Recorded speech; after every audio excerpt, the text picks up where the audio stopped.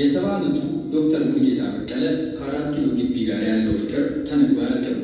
ከልጅነት ዘመን እስከ እውቀት ከሚያውቀው ግቢ ለመለያየት ይሳሳል። በቀሪው የሕይወት ዘመኑ ከግብ ሊያደርሰው የሚመኘው ጽኑ ጉዳይ አለው። ትምህርት ቤትም ሳለው ቅጠር ጀምሮ ከዚህ ውጭ አላውቅም። ሌላ ቆመ ይዘ ከዚህ ውጭ አለስ ህይወት መርሶ ቅዳሜ እሑድን መጥቼ እዚህ መዋል ነው የሚመች ቁርስ ላይ እዚህ ሰራ ቤታችን የሚመጣው እንችል ተፈለ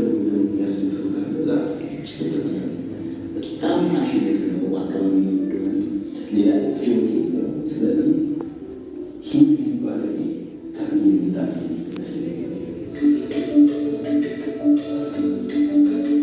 ማንኛውም ሰው ብትሆን ያለን አስተሳሰብ የምትለው ነገር ጊዜ ሰጥቶ ያዳብራል። የተለመደ የአስተማሪና ተማሪ ዳይናሚክ እንዴት ነው? ቶፒኮች ይሰጣቸውና አብዛኛውን ጊዜ ፕሬዘንት ሲያደርጉለን እራሳቸው ስለዛ ነገር